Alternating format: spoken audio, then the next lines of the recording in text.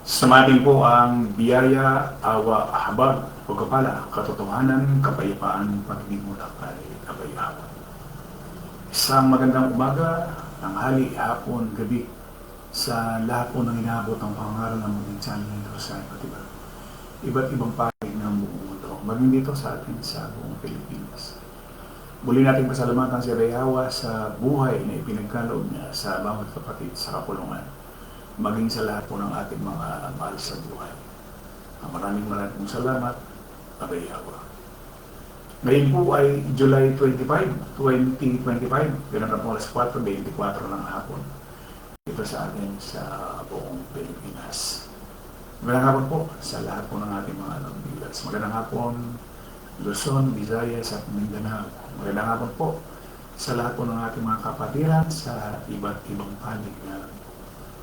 Magandang hapon sa lahat ng nagbukas ng kanilang mga cellphone, sa kanilang mga tahanan upang tayo po ay mapanood, mapakinggan. Ito po sa ating ginagawang pangaral, araw-araw, Lunes hanggang Sabado. Sa 4:30 ng hapon, sa Facebook Live. No?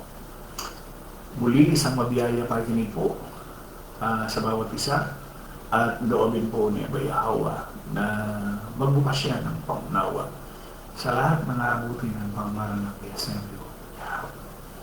Ang ating paksa sa akin po ito, kaunting kalaman sa kasulatan. Tayo po ay nasa ikalimang bahagi na araw po ng Biyernes ngayon. No? At doon sa ating paksa sa unang 1:5:2:3. Ito ang palatandaan iniibig natin ng mga anak ng Diyos. Kung iniibig natin ang Diyos, tinutupad ang kanyang mga utos. Sapagkat ang tunay na pag-ibig sa Diyos ay ang pagtupad sa kanyang mga utos. Hindi naman napakahirap sundin ang kanyang mga utos. Muli, ating pong pasalamatan si Abay Hawa sa pagkakataong pinagkaloob niya sa bawat isa. Pagkakataon sa kapulungan, sa mga kapatid na patuloy na gumawa tayo ng ayon sa kanyang kalooban. At pagkakataon din naman doon sa mga wala pa sa kapulungan na makilala nila si Abay Hawa habang hindi pa dumarating yung katakdaan ng bawat isa. At loobin po ni Abay Hawa. Lahat ng bagay kasi siya ang may hawak eh. So muli po sa hapon pong ito ay nawa si Abay Hawa ay patuloy na magturo sa bawat isa. At siyempre, ang banal na espiritu ang siyang magiging tagapagturo sa bawat isa sa atin. Doon sa mga tao na wala ho yung banal na espiritu, ang mapapansin natin, kahit na anong kautusan, hindi masunod ng mga tao dahil doon sa laman. Yung laman ho ay kontra o kaaway ng espiritu. Kaaway siya, hindi sila talaga magkakaari o magkakasundo.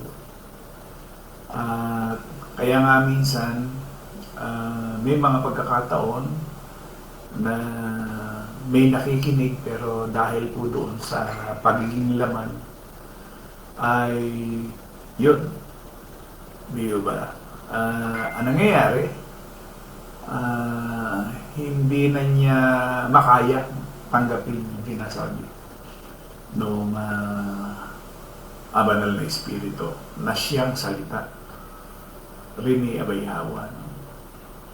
Magandang hapon, Brad Emiliano Umali, Noli Tungkuwa, Juliet Umali, Brad Carlo Roll, Sister Lolita Corsiga, Brad Wilfredo Bedes. Kasama na yung kanyang mga magulang, Brad Pedro at Sister Dominga. Sister Ging Macar, magandang hapon. Brad Leonardo Corsiga, Troy Corsiga, Brad San Rotoni, Sister Cristina Juarez, Brad Jesse Juarez, Sister Loren Paulan Fernandez, Mr. Chris de la Cruz Kim, Sis Eva Jacobe, magandang hapon. Joel Suela, Sister Lori Calderon, Brad Edmundo Umali, Mel Umali,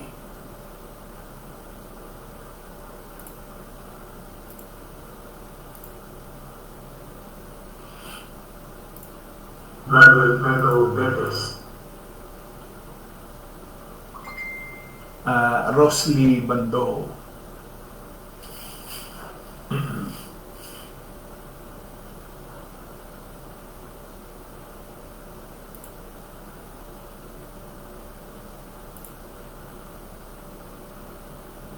Brad Rodelio Naba, magandang gabi.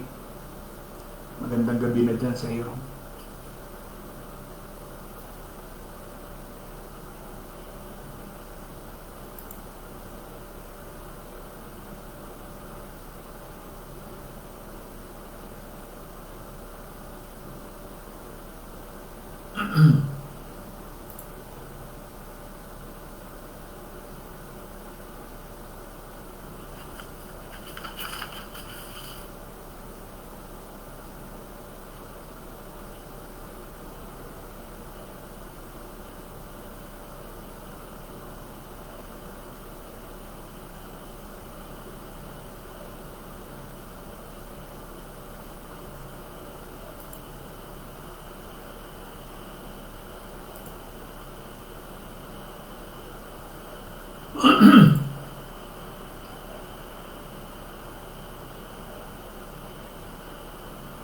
Lisa Indinibli Corsiga, Melchor Pasis, Brad Fortunato Juarez. Yun, alas 4:30 na po. Tuloy na po tayo doon sa ating pagtalakay. So, yung ating paksa ay yung nakalagay dun sa unang 1:5:2. Ito ang palatandaan ng iniibig natin ang mga anak ng Diyos. Kung iniibig natin ang Diyos, ay tinutupad ang kanyang mga utos sapagkat ang tunay na pag-ibig sa Diyos ay pagtupad sa kanyang mga utos. Hindi naman napakahirap sundin ang kanyang mga utos. So, andun ho yung pag-ibig sa kapatid,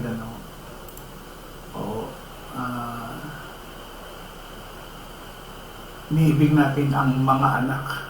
So, pag sinabing mga anak, yun yung kapatid natin sa pananampalataya.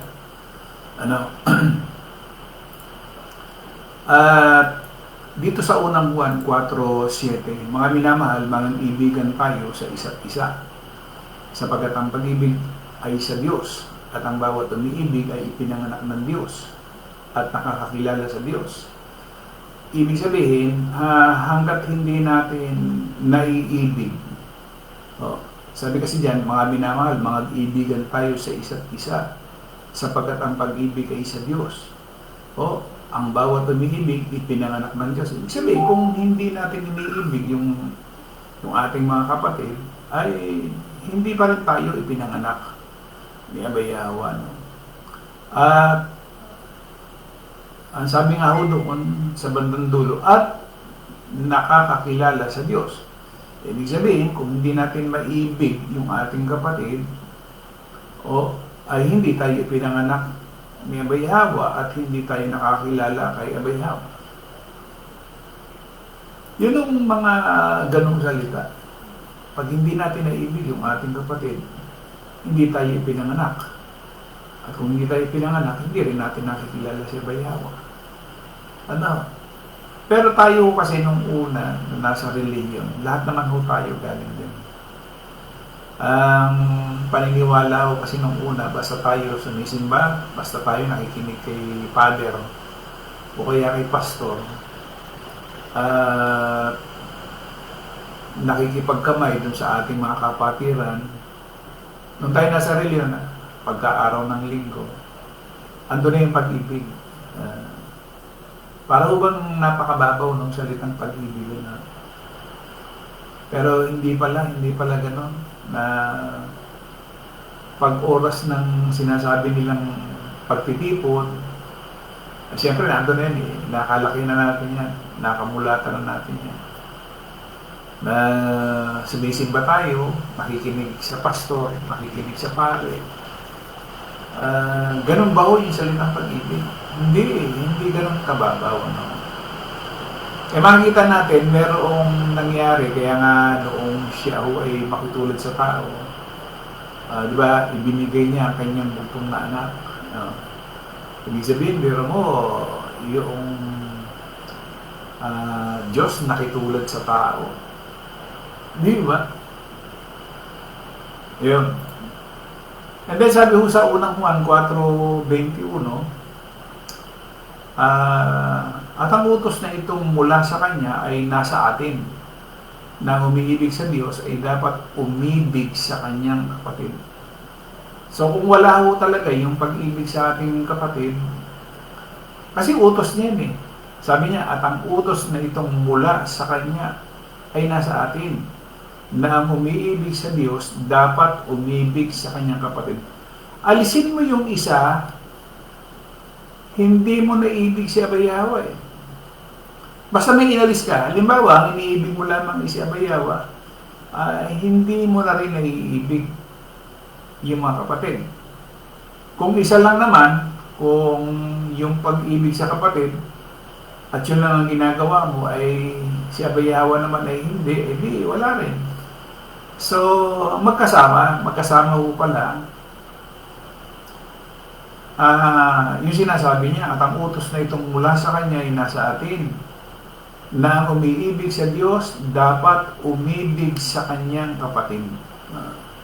Tapos may utos pa siya doon sa Kanyang mga alagad nung siya nakitulad sa tao. Sabi niya, isang bagong utos ang sa inyo ibinibigay ko na kayo mag-ibigan sa isa't isa. Na kung paano iniibig ko kayo ay mga iibigan naman kayo sa isa't isa. Sa ganito'y mga kikilala ng lahat ng mga tao na kayo ay aking mga alagad kung kayo'y may pag-ibig sa isa't isa. So mahalaga mahalaga talaga yung sa nilang pag-ibig sa kapatid. At may binabanggit nga doon sa unang Juan 3:11, sabi niya, sapagkat ito ang pasabing inyong narinig buhat ng pasimula na mga ibigan tayo sa isa't isa. Ano yan unang Juan 3:11. Then sabi niya sa 12, hindi gaya ni Cain na siya masama. Pinatay ang kanyang kapatid. At bakit niya pinatay? Sapagkat ang kanyang magawa masasama at ang mga gawa ng kanyang kapatid ay matuwid. So, ipinakikita ho dito yung dalawa. Yung isa na nasa laman at saka yung isa na mayroong espiritu. Ewan ko kung natatandaan niyo ito nung si Pedro, sabi ho doon sa 16:21 ng Mateo. Mula noon ay pinaalam na ni Yahweh siya sa kanya mga alagad ang mangyayari sa kanya. Sinabi niya, dapat akong magtungo sa Jerusalem at magdanas ng maraming hirap sa kamay ng mga pinuno ng bayan. Ito talaga ang dapat ito yung mangyayari. Mga punong pari at mga tagapagturo ng kautusan. Ako'y papatayin, ngunit sa ikatlong araw ako'y muling mabubuhay. Dinala siya ni Pedro sa isang tabi at pinagsabihan, Panginoon, huwag nawang itulod ng Diyos kailanman, hindi yan mangyayari sa iyo. 23. Ngunit hinarap siya ni Yahweh at sinabihan, lumayo ka Satanas, hadlang ka sa aking landas. Ang iniisip mo hindi sa Diyos kundi sa tao. Yun yung pagkakaiba ng ang kaisipan mo ay hindi sa Diyos at ang kaisipan mo ay pang tao or yung panglaman. Hindi ko kasi naiisip ng marami, kaya nga sinasabi nga natin na hindi ko ikaw nakikinig sa isang nangangaral, maka-Diyos ka na. Nakita naman natin sa Katoliko, pare ang nangangaral. Ibig mo sabihin sila maka-Diyos o sumusunod ba sila to sa kalooban ni Abayawa? Hindi naman. Hindi naman sila sumusunod kay Abayawa. Di ba? Ano ang nasa kanila? Yan ho yung kaisipang panglaman. Kaya ang sinasabi niya, sabi niya, Satanas, lumayo ka Satanas, o lumayo ka laman, hadlang ka sa aking landas. Bakit? Tinan niyo yung kasinonimo niya. Ang iniisip mo ay hindi sa Diyos, kundi sa tao. Binanggit niya yung salitang Satanas, lumayo ka Satanas, hadlang ka sa aking landas. Ang iniisip mo ay hindi sa Diyos, kundi sa tao. So talagang pagka bumanggit ka ng Satanas, salamat yan. So malaking pagkakaiba mo niyan. Hindi ibig, kaya nga sinasabi natin, hindi ibig sabihin na kung nakikinig ka, nanonood ka, sa Diyos ka na. Yun lang palang hindi mo maibig yung iyong kapatid, hindi mo na rin maibig si Abayawa. Hindi ba? Oo. Napakababaw kasi doon ng paniniwala ng mga reliyon. Sa reliyon kasi, sumba ka lang, sumamba ka lang. Basta sinabi nung kanilang founder na dapat every Sunday ka sumisimba ka, every Thursday ay sisimba ka, or every Saturday sisimba ka, kinakailangan yung iyong presensya na andon, intact. Ganun o ba ang sinasabi ng kasulatan? Hindi o. So, tatandaan natin, noong merong isang pangyayari na nagbigay siya ng isang talinaga, doon sa 4 ng Marcos, tingnan ninyo ito. At ipinaliwanag pa niya ito dahil hindi nga nakuha ng mga lagad. Sabi niya doon sa Marcos 4:1, muling nagturo si Yahweh sa tabi ng lawa ng Galilea.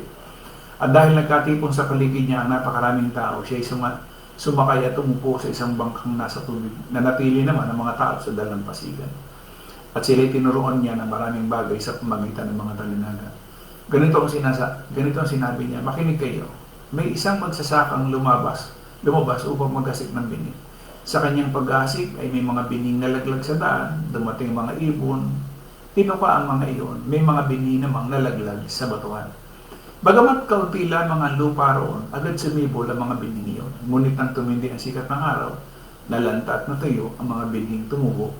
Palibasa ay hindi ito masyadong nagugat. May mga bining namang nalaglag. Sa may damuang matinik, nang lumago ang mga damo, sinakal nito ang mga bining tumubo.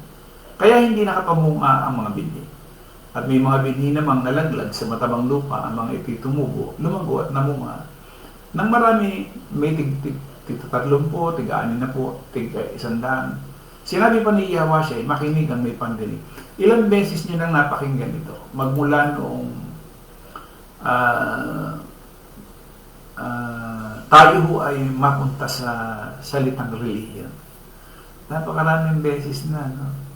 Sa pari pa lang, nakikinig na natin yan. Pero ang tanong, naunawa ba natin?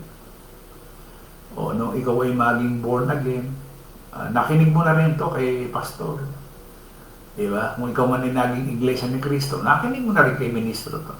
Pero ang tanong, naintindihan ba? Naunawaan ba? Sa tinagal-tagal, hindi lamang buwan yan, taon.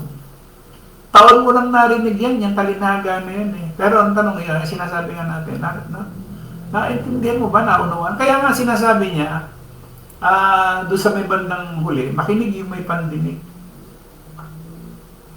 Di ba? Ibig sabihin, kung may pandinig ka, makinig ka. O, ang dami naman may pandinig eh. Pero bakit hindi nakinig? Ngayon, sabi ko dito, tutuloy ko lang. Sabi ko doon sa Gis, nang nag-iisa na si Yahweh, ang ilan sa mga nakikinig ay lumapit sa kanya, kasama ang 12, hiniling nilang ipaliwanag niya ang talinaga. Bakit hiniling? Hindi nga naintindihan eh. Ikaw ba naman, hihilingin mo ba yung paliwanag mo kung naintindihan mo? Sabihin, talagang hindi naintindihan. So, ganun din, kahit ilang beses mo yung napakinggan at yan hindi mo naiintindihan, hindi mo naunawa, patuloy lang yun. So, pinaliwanag niya. Sabi niya, sinabi niya, ipinagkaloob sa inyo ang karapatang maunawaan ng hiwaga tungkol sa kaharian ng Diyos. Sabi doon sa mga lagad. Ngunit sa iba, na nasa labas, ang lahat ng mga bagay ay tinuturo sa pamagitan ng talinaga. Nang gayon, Ibig sabihin, merong nasa labas, ha? Wala sa kapulungan, nasa labas. Tumingin man sila ng tumingin ay hindi sila makakita at makinig man sila ng makinig, hindi makakaunawa. Kung hindi sila ganito, nagbalik loob na sana sila sa Diyos, napatawad sila. Totoo naman eh. Kaya nga tinatanong kanina, ilang taon mo nang napakinggan yan? Matagal na, no? O ngayon, dito, sabihin natin, huling pakikinig natin. O dito, baka makita na natin kung anong ibig sabihin nito. O, baka makita na natin. Baka sabi nga kung meron tayong banal na espiritu na nagtuturo, baka ngayon, maintindihan na natin. Kasi, ang dami yung taon na lumipas na hindi naintindihan ng maraming tao ito. O, sana. 13. Pagkatapos tinanong sila ni Yahweh, hindi pa ba ninyo naunawaan ang talinagang ito? Paano ninyo maunawaan ang iba pang mga talinaga?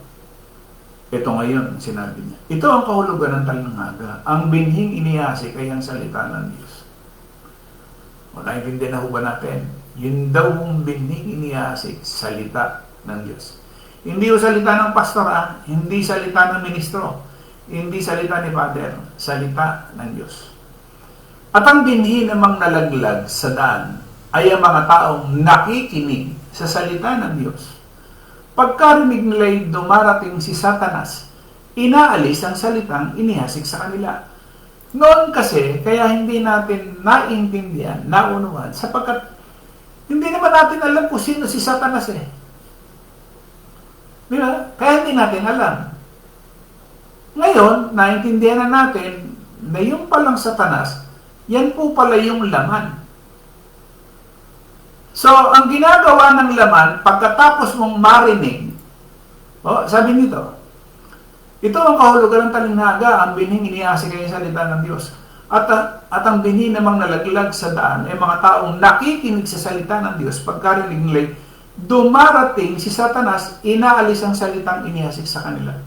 Inaalis nung laman yung salita na napakinggan, na mismong salita ni Yahweh. So ngayon, alam na natin. Kasi nung una, kaya hindi natin alam, hindi natin kilala yung Diablo. Yung Diablo, yung Satanas, yung laman, yan ang nag-aalis nung binhi, nung salita. And sino ba yung salita? Di ba mismong si Yahweh rin yan? Nagpasimula siya ang salita. At ang salita ay sumasa Diyos. At ang salita ay Diyos. Nagkatawan tao yung salita. Doon, sa mga nasa laman, hindi talaga maiintindihan niya. Pero pagka meron talagang banal na espiritu, maunawaan na. Maintindihan na. Di ba? So yung laman, yun na nag-aalis ng salita. Na siyang espiritu.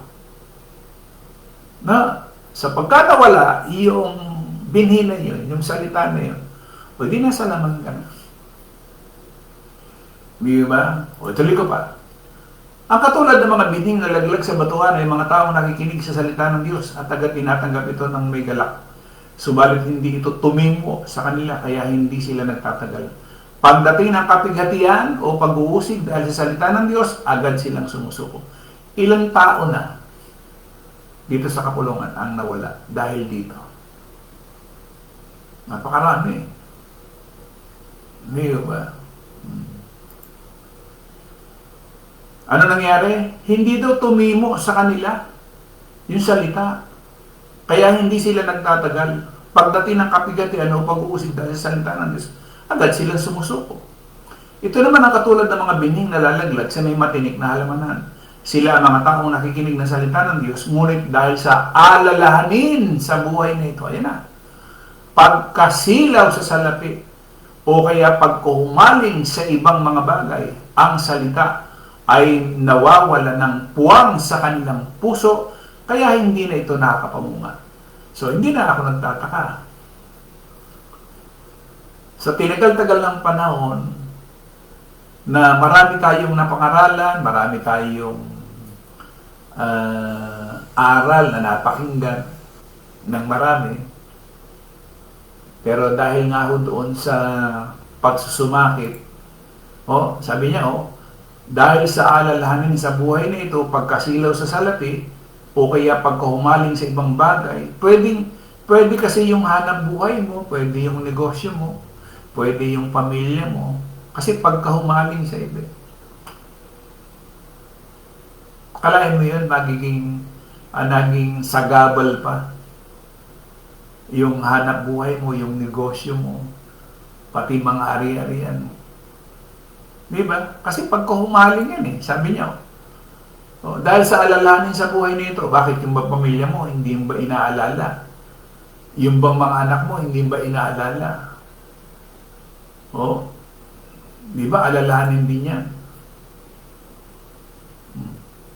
At pagkasilaw sa salapi, okay pagkahumaling sa ibang mga bagay, ang salita ay mawawala ng puwang sa kanilang puso. Kaya hindi na ito nakakapamunga. So, hindi na tayo nagtataka na mangyayari yun dahil nakasulat naman. Hindi na bago. Hindi ba? Tapos, sabi niya, ito naman ang katulad ng mga binhing nalaglag sa matabang lupa. Sila ang mga taong nakikinig at tumatanggap sa salita ng Diyos at namumunga ng masagana, may tig-30, may tig-60 at may tig-100. Hindi talagang namunga. Di ba? Kaya yung ating paksa na yan, yung nasa unang buwan, bunga yan. Yung may pag-ibig. May pag-ibig ka sa kapatiran. May pag-ibig ka kay Abay Hawa. Yan yung bunga. Iba bunga ng Espiritu yun. Nasa Galatia 5:22 hanggang 23. Ano? So ngayon, naiintindihan na siguro natin. Oo nga. Kasi nung panahon na yun, hindi naman natin alam kung sino yung diablo. Sinisisi pa nga natin yan. Siya yung culprit. Siya yung dahilan kaya tayo nagkasala. Miski doon sa panahon ng Adat ni Eva, sinisisi yung diablo. Hindi alam na marami na yung palang laman. Hindi ba? Kaya nga, doon sa 11 ng Lucas, sabi niya, yung tunay na pinagpala pala, kasi mayroong pagpapala, pagka sinabing pagpapala, isa kasi kagad ang nasa isip ng tao. Sandamukal na pera, ang daming pera. Hindi ho masasabing pagpapala yan. Ito yung totoong pagpapala. Para maintindihan natin. Nasa Lucas 11:27. Habang nagsasalita si Yahweh, siya ay may isang babaeng sumigaw mula sa karamihan. Pinagpala ang babaeng nagbuntis at nag-alaga sa iyo. Ano sagot niya? Ngunit sumagot siya, higit na pinagpala ang mga nakikinig sa salita ng Diyos at tumutupad nito. Yun pala yung totoong pagpala. Hindi yung pera, kasi yung pera, akala nila ay blessing, pagpapala. Minsan yan ang nagiging problema ng tao. Yung sa karamihan. Sa karamihan ng pera, nawawalan sila ng kasiyahan. Maraming tao, hindi na siya sisihan. Kung halimbawa, dati yung 1,000, masayang-masaya kami. Diba? Pero pag dumating yung punto na yung 1,000, maliit na sa iyo, kinakailangan meron kang 10,000. At pagka nararating mo na yung 10,000, kinakailangan meron kang 50,000. Ibig sabihin, hindi ka na nasisiyan doon sa 1,000, hindi ka na nasisiyan doon sa 10,000, at hindi ka na rin nasisiyan doon sa 50,000. So mag-a-adjust ka uli ngayon ng 100,000. Kapag dumating na yung punto na yon, hindi ka na rin nasisiyan, so wala ka ng kasiyahan. Doon na. So, lahat ng napakinggan mo, lahat ng sinasabi na kasulatan, wala na.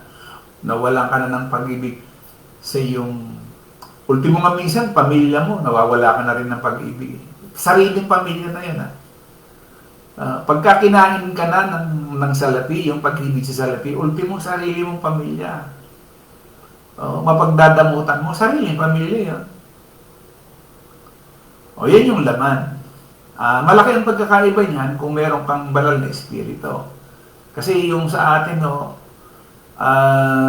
nakagagawa tayo ng kalooban ni Abay Hawa na masaya tayo, meron tayong pag-alakan.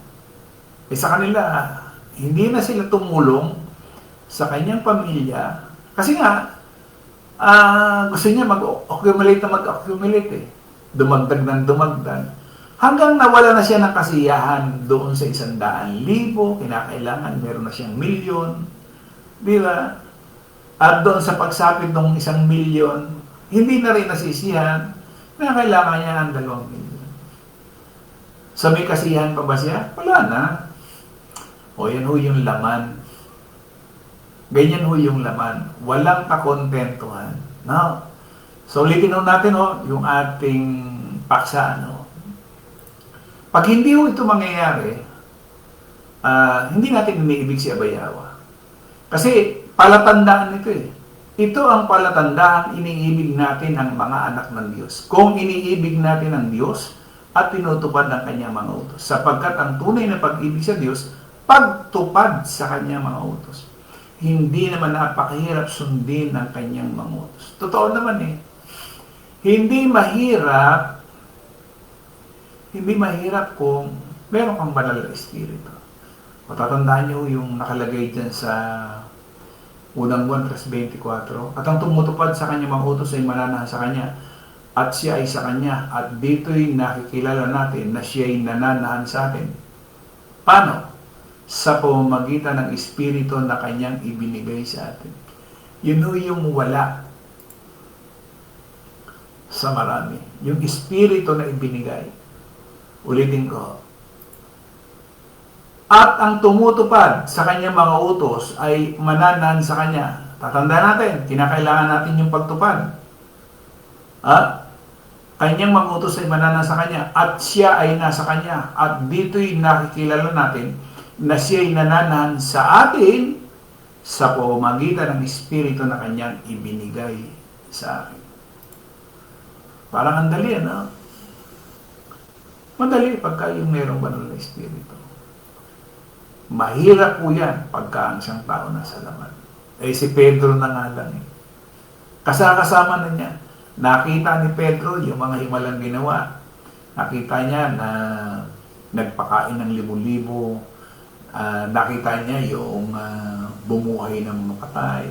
Nakita niya kung paano magpagaling siya na may karamdaman. Nakita niya yun, si Pedro. Pero anong nangyari?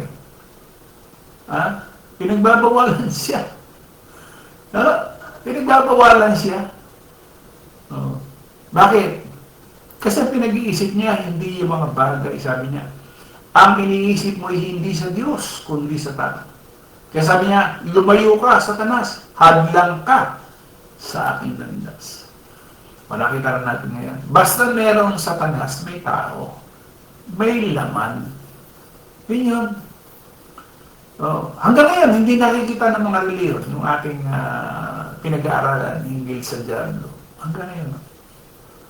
Ang dami lumalabas ng mga creators sa FB, sa YouTube.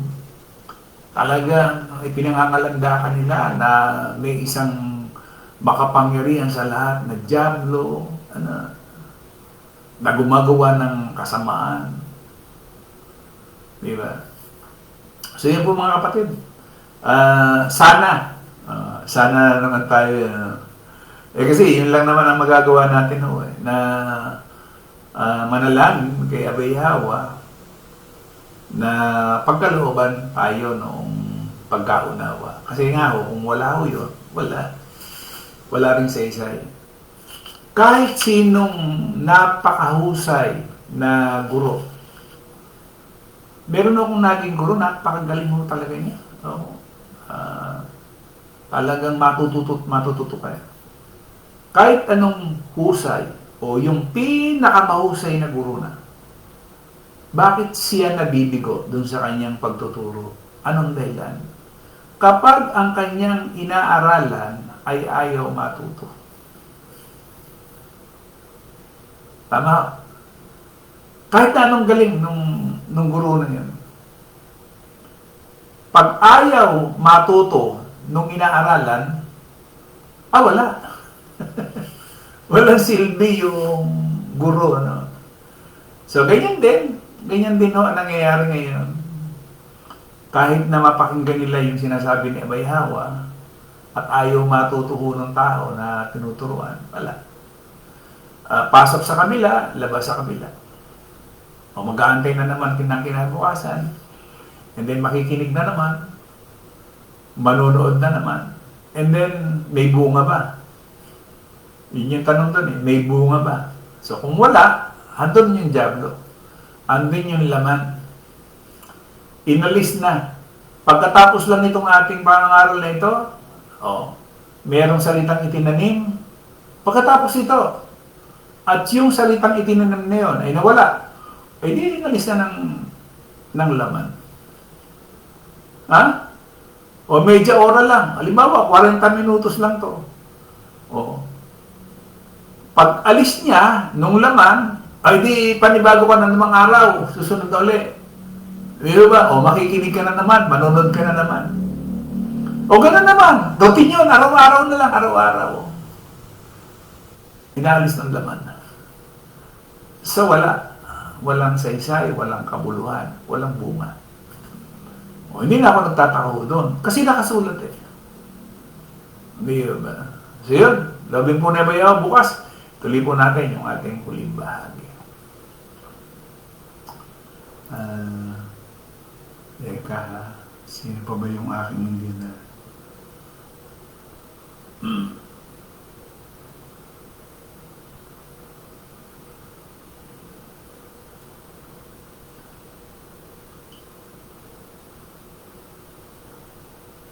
Sister Shirley Reverisa, Sister Vivian Bando Mana, Sister Elizabeth Benz, magandang hapon. Jammer Corsiga, Shirley Bando Abrera, magandang hapon. Please. Sister Maria Victoria Morales,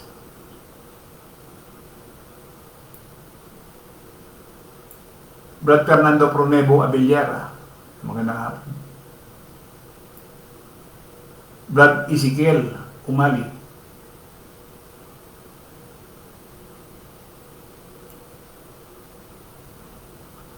Maria Victoria, makamundong galaw po sila, bro, pag nasa laman.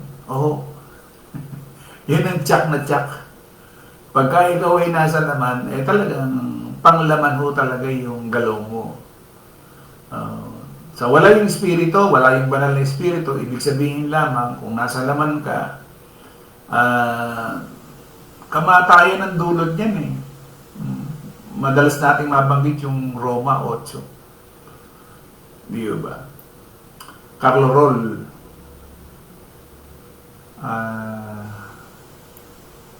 Leonardo Corsiga, Maria Victoria, oras ang binabantayan ko dito para makasali ako sa live sa Kapulungan. Masarap po pagka yung bang tuwing may pagka ganitong pangaral tayo. Masarap na makiisa. Kasi minsan, pagka yung inaabangan ng marami o hindi na nakasama doon sa live, minsan kinatatamaran na eh. Sana yung iba, kung hindi man naka-hook sa live, sana mapanood niya. Kasi minsan,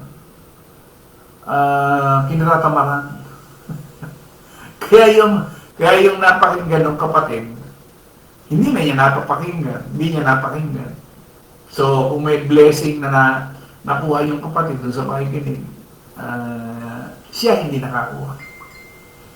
Kaya yung laman yan ho talaga yung aagaw eh. Yan ho talaga yung maagaw ng binhi. Wala iba laman. Siyempre, pagka nasa laman ka, sino ba yung umaagaw ng salita? Hindi ba? Magiging abala ka. Saan? Sa buhay na ito. Hindi ba? So, agaw. Agaw na agaw ng laman yung pakikinig. Kaya nga, kung pag-iisipan natin, darating yung panahon na naging abala ka dito sa kaunting panahon, ano? Tapos ang dulo noon ay eternal na kamatayan. Hindi mo na masisilip yung liwanag. Wala ka ng liwanag na makikita. Siyempre, pagka namatay ka, didilim na yun. O hindi katulad nung ikaw hinubog, sumunod sa kanyang salita. Siguro yung pag-alis mo rito sa mundong ito, tuloy-tuloy lang yung liwanag na yun. Hindi na magdidilim. No. Siyempre, yung nakakita sa yung mga kamag-anak mo, patay ka. Pero pagdating kay Abayawa, buhay ka. Yun ang pagkakaiba na. No?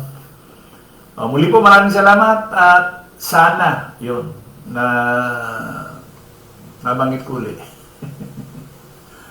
Kasi alam niyo, pagka nakasusunod tayo sa kalooban ni Abayawa, yung galak nung sumunod, yung nakasunod to, makikita niyo yung galak eh. Basta nakasunod ka, may galak ka. May galak na nangyayari sa iyo. Hindi nararanasan yan nung mga hindi sumusunod. Hindi mo nararanasan yan. Ang nakakaranas lang yung galak na yan ay yung sumunod. Di ba?